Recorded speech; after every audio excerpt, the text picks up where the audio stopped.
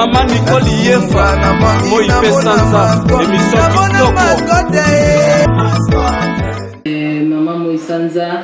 na ba implice financièrement. Merci beaucoup maman Mireille Bonheur, maman Mireille Lamala na Houston. Merci beaucoup vraiment na enveloppe na yo. Alors nandaki kolba par rapport na zomo na ba message zoya plus na messenger ba nini ya ba ve ya ba bag biso ba couronne pour na 2018 eza mabete mais bandeko nanga na ekoloba ki bandeko ebele il faut batika hypocrisie eza malamu te ebele baswetaka bato ba meilleur ve ezalaka sincère te ntango nazoloba ba souvenir ya mabe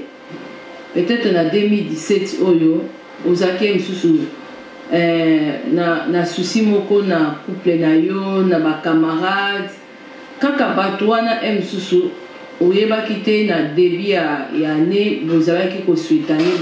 ba bonne fête ba 2017 ndenge tokotaki 2017 awa malamu mais oyebaki te ke na main to na juin bato wana mosusu bakokaki kobalukela yo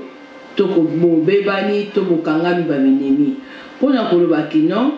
eza na bave mosusu ntango moto azosala yango ntango ozokoloba na vie ya motu ke non akende liboso to bakoswete ba bonne chose na 2000 na année azokota fo ezala sincère fo ke non ezala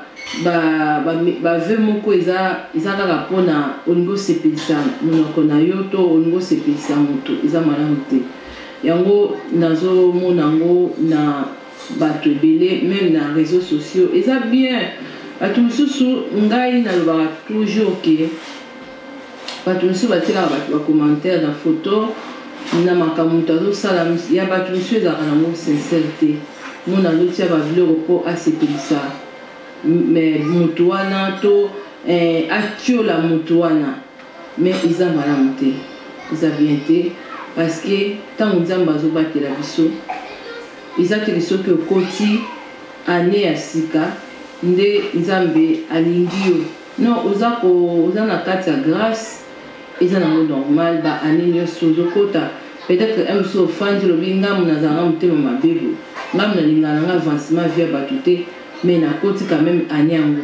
peut-être bato mosusu selon bango bamonaka ke soki moto akoti année ya sika nde moto wana azwi lipamboli non c'est pas ça lipamboli eza eloko mosusu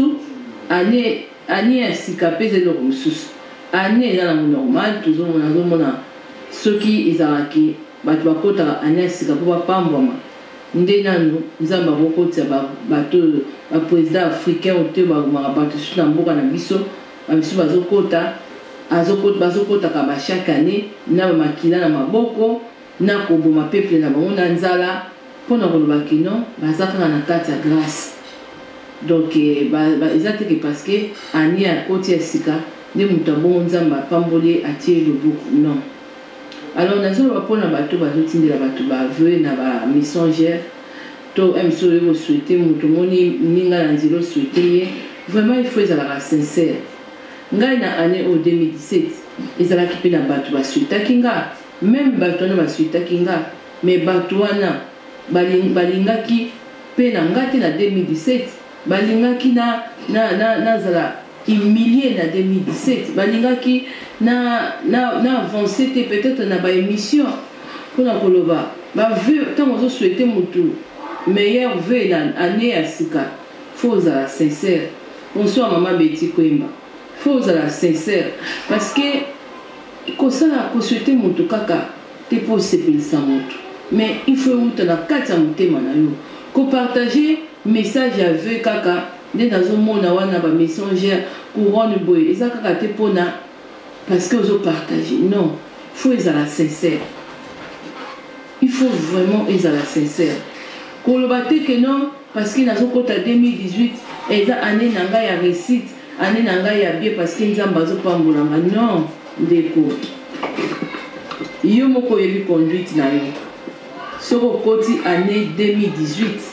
parce que nzambe a permettre biso tozalana tozovivre na se ya grâce quand nde na oti bandebande même na bamiyibi même na baassassin. Bonsoir maman Rebecca, bonsoir maman Floredo, même na baassassin bazokota na bango na baane ya sika. Nga nasalaki émission moko année passée pasteur moko te na année oyo na décembre alobaki ma sœur tia enveloppe action de grâce oyo te parce que nzambe abateli yo ti na décembre. Non, ko accepter ata basalade wana te eza ba n'importe quoi. Soko lingo kabela nzambe eza nango tous les jours, eza nango na bamwa nyonso elingi oloba te parce que nzambe ti abateli. Non, moyibi bassassin kutu bazokoma décembre tozalaka quand même na façon mosusu ya komona makambo. Elingi oloba te ke non nzambe aza complice ya moto azoboma moto, mais moto wana akomi ti décembre akota mpe janvier. Donc nzambe mpo na ye apermettre moto nyonso tu aza kovivre na se ya grâce, na grâce oyo ezolakisa ke mutu na mutu apona alobi natieli bino deux chemins, la vie ou la mort. Donc mutu mokili ayebaka ke non soki naponi mort donc nayebi ke vie na nde na otambola boye na oboma nazoyiba. Bonsoir mama Lolo la belle, nde nazoyiba nazoboma ndenge eza wana nzela na ngai nde bibelo bi mutu azoboma na epe akokufa na epe. Donc mutu ayebaka chemin oyo aponi litomba nini ekomemela ye. Mais pasteur moko te ndeko na nga, prophète moko te ndeko na nga nazoloba akoso taloba kezwa enveloppe na yo na décembre oyo action de grâce parce que nzambe ndenge aza wana nzambe alobi ke pesa parce que année na yo mosusu 2017 bakoboma yo 2018 okokota te. Bonsoir femme actuelle. Oyebi bandeko na nga eza na baignorance le esalaka bato mosusu boye tozovivre na grâce. Soko moto okoti no 2018 oza kaka na se ya grâce, ça n'a rien à voir na parce que eza année oyo nzambe abénir yo apamboli na bénédiction. Bonsoir maman Anita Kabamba, nzambe apamboli na motema mabe oyinaka bato okritikaka bato dans le vide. Oza olingi kobonga bato te yo okoti 2018 olobi te 2018 wana eza année ya mapamboli. Bolandaka babiloko tozozwaka na bamessager te lipamboli ya nzambe elingi oloba te parce que fo ozala na nini na vie moko ya bien wana nde eza lipamboli. Non, bongo bato misusu bazovivre bavie ya bien baza mpe na bakati ya bakisi baza mpe na kati ya misusu ya bambongo ya mabe. Vie ya bien ezalaka nanu ama moto na kati ya ame no balobaka nazala pauvre na liberté. Voilà vie ya bien. Donc moto mosusu ozomona ke aza na eloko te mais azovivre malamu. Alors nazoloba mpona makambo ya baeglise na biso nazoyebake bato ebele bakokende lelo na badécembre yango te nakoloba te ke non nandima kaka na sentiment. Non, nayebi ke 2017 oyo mpona bato mosusu eza mpe année ya basouvenir moko ya bien te. Bonsoir mama Chako. Alors ndeko nanga nazoyebisa yo na mutu nyonso azosala baveu mpona baninga il faut ezala sincère. Soki omoni na yo na kati ya motema na yo na kati ya vie na yo omoni kozalaka no sincère te kokende kosimba mosapi na modindo te komeka te. Boyebi pourquoi nga naza na conscience à l'aise te nasengaka na nzambe na 2017 bato batakanga babinemi oyo babundisanga eza lokola ko bataki ozozela justice mpo ozwa pe neti nga na 2017 tina 2018 oyo basalanga mabe na 2017 tina kozwaka pe ntango komona kino nzambe akomisi koyo kovangelenga. Alors ndeko na ngai yo oyebi na yo valeur ya veu te ntango ozosouete mutu kosala na sentiment te. Mutu mosusu akoya kobendela yo ndenge nga nasalaka bapriere na binzambe groupe banguna na nga oyo nyonso babungisinga na 2017 2018 nzambe na nga moko na moko il faut namona réponse parce que okoki kozala aveugle na baveu neti nga mais bato bazalaki kosouete nga baveu bazalaki sincère te bazalaki gentil te bazalaki mitema mabe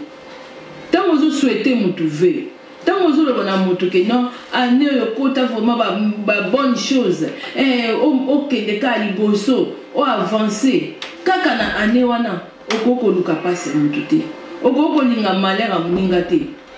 okoko mona muninga na souffrance te pe ofandi okangi mutema non ve na yo ezalaki ya mbebo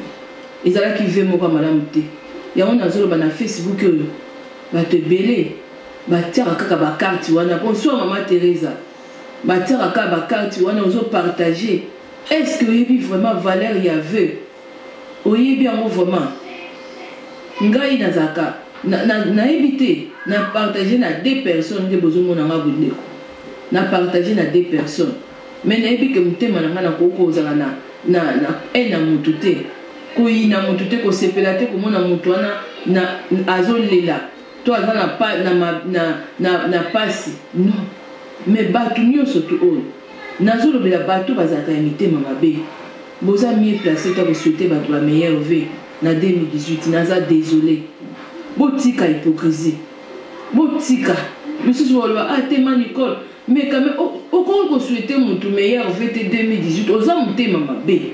oza mutu oyo olingaka avancement ya ninga te oza mutu oyo oza na kati ya critique oza mutu oyo oza na kati ya créer ba problème pour na bandeko monsko ve na yo ekosala nini na vie ya mutu ekosala vraiment nini est-ce que quoi apporter nini ebele bazoyeba valeur ya ve te mais ndeko na ngai nazolobela mpe bandeko oyo bonsoir maman Christine Maëlys bandeko ebosalaka quand même ata une fois eloka malamu te ndeko bosala sala ta au moins na vie na yo eloka malamu ata une fois na année oyo année moko kaka ba année lekaka conduite nous ezalaka mabe na vie nosala te eloka malamu pozwa ata bapoint mpa nzambe po sepelisa nzambe bata mokili te nga na ve na nga na année na ngai oyo 2017 nazalaki na ba trop de souvenirs misusu ya mabe mais eloko na sepeli parce que na milia bato ya ndumba naza te na milia bato ya miyibi naza te na milia bato ya songisongi naza te siko eloko ya malamu oyo nga nasali na 2017 lisusu yango wana banda nazwa décision eloko ya malamu nasali na 2017 yango wana milia basongisongi naza te milia bandumba naza te milia ya baorgueille naza te milia ya bahypocrisie naza te ya bahypocrite naza te nayebi ke na 2018 lisusu nzambe soki abate biso tokomi na kosere lisusu parce que na mokili oyo nga nazwisa bino oyo na ntango biso tokoma ya mokili ya sentiment te nga nasalelaki yango mingi na vie na nga nasaleli yango mingi kosolasola na bato ma telefone oyo biso nazolata biso problème oyo etali nga te efuti ngani yo moko mpe na vie na yo ndeko au moins esala te eloko ya malamu pour une fois obimisa fierté na yo pour une fois kaka obimisa fierté na bongo bato oyo bozosala bato mabe soki okoti 2018 kokanisa te ke non oza béni te ozovivre na ngolu eza lokola neti babandi mosusu baprésident africain oyo basalaka mabe bazolamuka pourquoi nzambe azoboma bango te parce que tozovivre na grâce eza normal okota 2018 mais elingi oloba te ke non okota 2018 ozosepela parce que po nzambe abeni kokota année ezaka bénédiction te eza grâce kaka oyo bakufi toleki bango leloko te biso tozovivre na grâce nzambe nzambe s'en fout alobi natili bino moto oza na droit ya kochoisir vie ou la mort ezodépendre na yo toute façon nzambe mpe akalikilaka ne biso te so okalkile pe te okalkile pe te mais nga nazoloba mpo na nga année 2017 oyo bato bayaki kosouhaite nga baveu mama mo isanda émission na ekende bien bazali kaka la bato ya liboso bayaki kokombatre nga bato liboso oyo balatisanga réputation mabe mama Christine Maëlys na kati ya Suisse nga leki no na lela peti lelo na kozwa pete groupe oyo ya banguna na nga même na kati ya Suisse na lobango nazolobango lelo nazolobango na suka ya mbula justice ya Nzambe nazozelango na bato oyo balatisanga batitre ya mabe na bato bayaki kohumilie réputation na ngai naye kolakisa bolamu naye kofungola motema mais nakanisaki bave oyo bazosouhaite nga ezalaki sincère te na 2018 Nzambe akobandosela nga justice na moko ndeko yo osalaka bato mabe zela sécheresse na vie na couple na likambo nyonso osala on se moque pas de Dieu et puis moto azotambola na kati ya honnêteté ntango ozotouche Nzambe 2017 na yo souvenir nini ya mabe oyo ozalama souvenir nini ya mabe alors sala très attention na bave cadeau Noël yaya bakoti le bombe ozwi cadeau boefungoli bopou epanzani okufi bapetinga cadeau Noël champagne yaya bakoti le poison kozalaka kosutu kaka nanu na bave te bave ya bacongolais ya baafricain eza lokuta nga nayokaki na année oyo somo nga na préféranga naloba vérité naloba nga naza moto ya sentiment te naza hypocrite te nga souci na nge eza kaka tozala biso nyonso kote moko kote ya malamu nga moto oyo azorumela na baméchant ezokwane toza binemi mais spirituel na toza binemi tokoyokana te vo même ata na nzoto tokomaka ndeni okasi naloba ata amen ata merci parce que ozoyeba te mosusu lobi kaka ve wana mutu wana akoki kozala comme blocage ya vie na yo alors bandeko na nga au moins tozala ata na minimum ya respect mpe ya Nzambe mpo ozosouhaite nkombo ya Nzambe ebele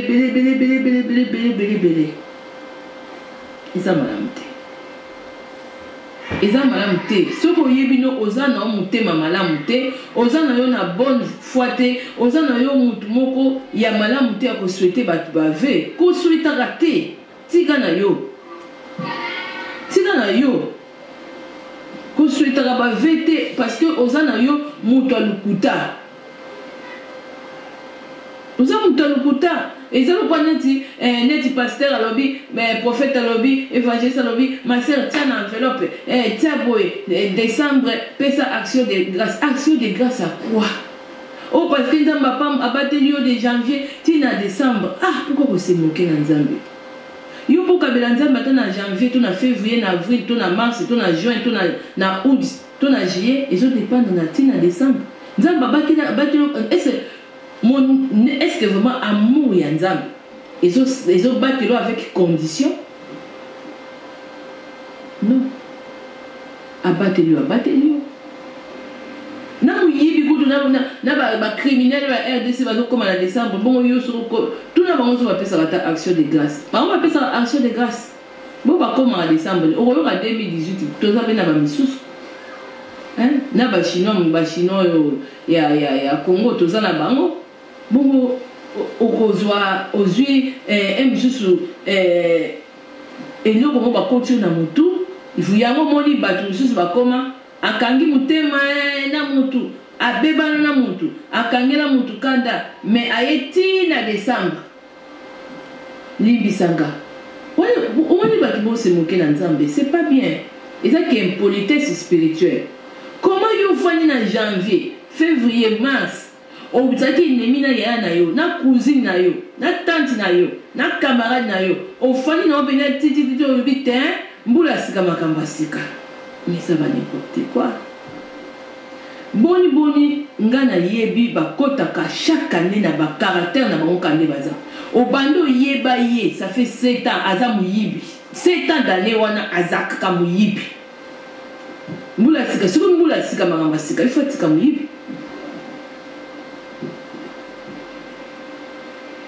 et madame terre kola keza bitite so mesana ngana bitide aboye ozo se mokaka na nzambe ozo se mokaka olikutu année penza décembre au fandi au sali quand même examen de conscience au fandi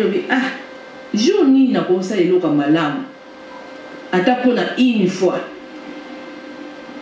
même mususu aza ako komisa wa bitidi mbula sika makamba sika donc okomi ke kolanda muto senga muto na pardon pona mbula sika makamba sika et bon na novembre pourquoi que non au senga été ya on a zoa moni mutu soki a se comporter boy ndeko le ban na nzamba to limbisa 77 fois 7 mais qu'on soit pardon en considération mais na mutema na yo libérer mutu wana parce que adam mutu moko ayebi valeur à pardonner parce que tous les jours toza kosumuka même na ba pensée toza kosumuka même na misu toza kosumuka même mutu atumusu azawana abetisa mutu libaku afanda neti nga nazoloba naza na bato babetisa mabaku naloba ngo bato wana baza conscience à l'est naloba kango ba ata baseki ata batie ba propriété ata nga na kosala émission jour musu na expliquer bandeko c'est quoi une bénédiction misusu bamonaka aosala faire un jour azosala fête amosu azosala mariage alobi que non amoni que bato batondi na salle bato babini alobi bénédiction ngwana mais c'est faux bénédiction et ça vie à mutu même nzambe azoloba na prophète Esaïe que âme na prospérer à tous égards et ça te non parce que yo au sol fait ce que au sol ba ngombe so ba misuni so ba nini batu bale batondi ba bini vimba so batu ba bini so ki ya nini apoyo lobi ke nzambe mutatie pona le osala nzambe bonsoir kana maman Liliane père Lipondo bonsoir maman Jetri Bilo bénédiction ata mobola dans la bénédiction mais alotambola na li papa na li peka to azola libanda mais aza béni bénédiction ils a rien à voir qu'au fait on va pas molinga mariage mususu za sentiment ya bato ni nazoloba osali ba sentiment na yo ozi ba service à traiter na yo ozi ba sali na yo oyo moko muto créer ba biloko na yo ikolo ba te parce que pour mariage à bénédiction ezali opinion monde ta fan pena mon pena eza bénédiction aza na kati ya bénédiction na opinion muta sali ne pesa na normal. Faut pas tout confondre makam ndenge na lobi ke na décembre wa ba église mususu bando ko sakabatu tiambo on enveloppe parce que opesa action de grâce aux yeux opesi action de grâce pour na décembre donc nzambe abatilo de janvier tina décembre comme condition c'est ça non après bandeli lisusu année à 2018 nzambe anazo zelati décembre lisusu pour na opesa enveloppe action de grâce pour na nini na nini pas battre non mais si vous raisonnez vous allez quelque part peu monsieur va dans la Bible bien tout bah tout vraiment bah il peut dire monnaie dans Nzambe te pourquoi peut ça action de grâce tous les jours pour la souffle de vie parce qu'il faut penser à Nzambe merci au batelinga et ça en décembre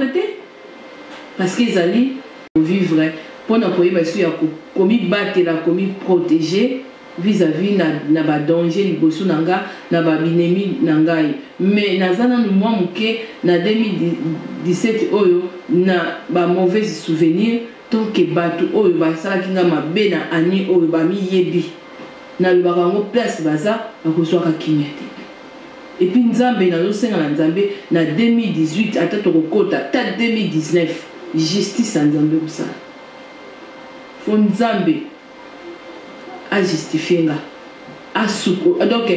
donc nzambe akangisa ba binemi na nga bato basala kinga mabe bato bayela kinga ba fauve o ba yaki po ba salir nga ba détruire émission donc nzambe il faut vraiment l'accès bango que moi na oyo a otambola ko banga nga malgré botiaki confusion na ba esprit ya bato peut-être yo posa na banguna na yo bato basala que mabe peut-être na année 2017 oyo au vivre net maman mo sanza a surtout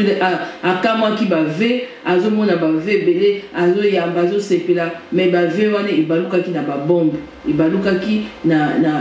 ba nini na ba Congo bololo na makamba mabe yango bandeko nanga botika hypocrisie bandeko misusu eza malamu te soki omoni oza digne te oza mieux placé te ya ko souhaiter mutu ba meilleur vœu parce que oza na conduite malamu te tika na yo et puis ndeko na ngai yo misusu okota 2018 bato bazokufa tozoleka bango leloko te mais millier na yo oyo misusu lobi ke million nga na kotisa ngo nazalaki na 2017 ozoyeba kaka kosusola te ozozala kaka une bonne personne te mpo na baninga ozozala kaka kotambola mpona selon conseil ya baméchant selon kaka misusu ndenge eza wana ya kosala ekiri ya mabe mpo na bato nzambe aza na jour moko misusu mbula sika wana kobelaka yango te il faut kosala ta na vie na yo faut kosala te eloko ya malamu pour une fois kaka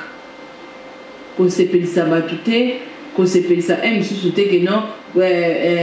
mobali mpe misusu azomema na vie mabe obi te olie osunga mpe ye mpona une fois kaka na vie na yo osala eloko ya malamu mais bandeko mpe bosala bato mabe ozokanga motema ya kosenga pardon ozoboya mpona une fois kaka ya pamba luka bato oblesa bango vraiment misusu ozali kobanga mais senga pardon ose libéré lobi okozala mpe na liwa liboso ozwa su ntango osenga pardon te mais boyeba bandeko na nga bénédiction